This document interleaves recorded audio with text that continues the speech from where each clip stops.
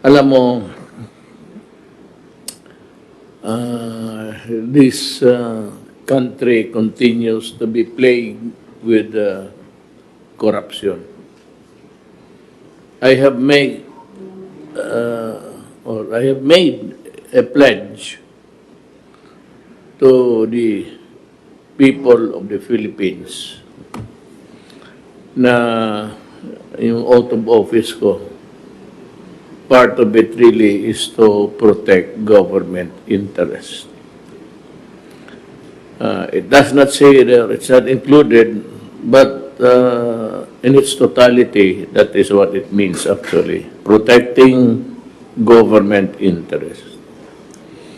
Alam mo, hanggang ngayon, corruption pa rin ang problema. I have made a pledge, if I remember, two sessions, 3 sessions ago, that I will concentrate the last remaining years of my term fighting corruption. Kasi hanggang ngayon hindi humihina, lumalakas palalo. Para natuloy naging inutil ang mga opisyal ng bayan na wala talagang magawa with the onslaught of corruption. Hindi po ako naniniwala na wala akong magawa. May magawa ako. Hindi naman siguro to eradicate corruption in its totality.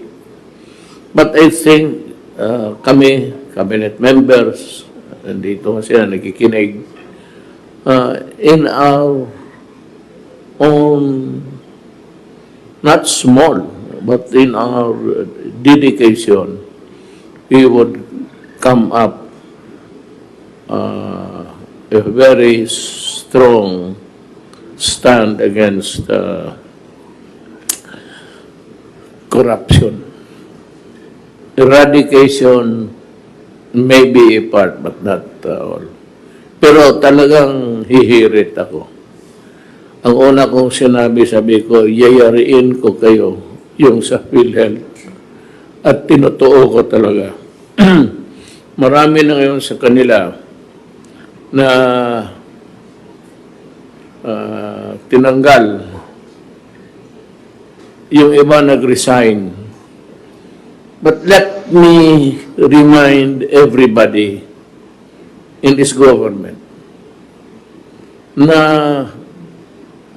your resignation will not save your neck. Alam mo bakit?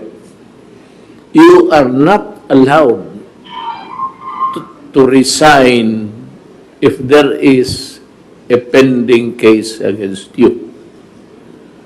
Mag-resign ka man, hindi ka mag-report, but then you would be summoned or subpoenaed, not because you are already out of government, but because for all intents and purposes, you are still a part of government. You are not allowed to resign to escape liability.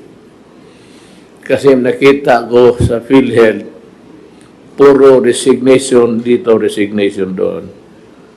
Sinasabi ko, well, maganda man yan para makatulog ka siguro, hindi ka naman mag-report ng opisina. But if you think that it would save you from criminal prosecution or administrative because you are still considered an employee, that resignation will not help you at all. Let us be clear on that. And this is my second call for a total campaign against corruption. Yung Taskforce na nabuo ko, puro man abogado yon, puro engineer, puro doktor. this time we will look into every department. But upon my request, BS, to focus sa corruption sa DPWH. Let me state here and now that I have nothing against Secretary Villar.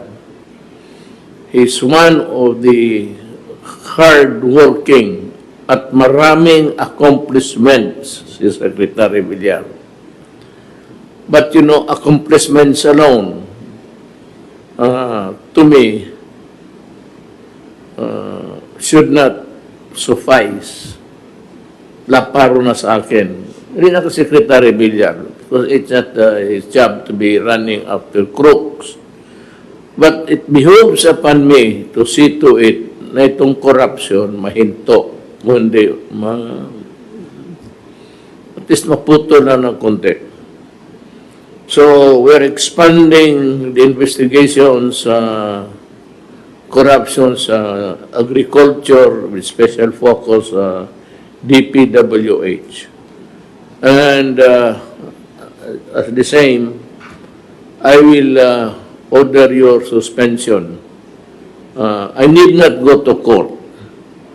Sabi ko nga, itong presidency, hindi naman inotel. Kasi kung inotel ako, aalis na ako dito. Ibigay ko na sa iba. So, huwag ninyo akong lukuhin. Kung naging inotel man ako noon, maybe we were too busy looking for money. Ngayon na may kunting may maipakita kami sa inyo. A small dent in the infrastructure setup of Manila, and it will improve tremendously the traffic congestion. Okay na sa akin yan. And I will allow the secretaries to continue with their of the projects. They will still have my full support. But ang focus ko nga, the office of the President itself will be against corruption. So, in the coming days, expect to suspension, kasi kung in-suspend kita, may duda ako. Hindi ako mag-suspend ng tao na walang kasalanan. It will be expanded with the relentless energy. If need be, kukuha ako ng marami pang abogado. Total, ilang buwan na lang yan. Buwan na lang yan. But to the very last day, may isuspend pa ako siguro ng mga empleyado. Now, that is very clear. I do not think that you will receive the message equivocal. It has only one impact. I have here so many things to read. Ganito yan eh. Yung mata ko, hindi na masyado maganda. And I read the 168. Ang 1.6, may point pala yun. So sabi ko 168, 1.6. Ang 16, akala ko, diretso na yun. Kaya nagkamali ako sa tao na contaminated. You know, minsan, pag maliit na tao, mga ganito, hindi ko na mabasa sa ganung distansya. Ganon. Pero kung pag glance lang ako, kunwari, para sabihin marunong, nagkakamali. But, you know, every dog is entitled to one bite. Next is the proposal. I'd like to hurry up Congress in this. One of my proposals during the campaign period was the creation of Overseas Filipino. iba yung Department of Labor. It takes care of the internal mga trabahante dito, yung nasa labas. So, I propose in the coming months, and I hope to come up with a Department for Overseas Workers. I don't know if I will also create another agency, and that is the maritime, the seafarers. Kasi sinabi ko sila, iba-iba yung treatment ko doon because of the so many international laws involved dito. Alam mo, pagka yung mga trabahante natin sa labas, stranded and everything, meron pa nga siguro isa, I've read that one Filipino has been stranded in Vietnam right now. I'd like to ask Secretary Bello, if he's listening, to look into the matter. He has been there for 2 years. That is unconscionable. I cannot accept that kind of mistake of government. We should bring him home. No Filipino should be left stranded like a person with no nationality.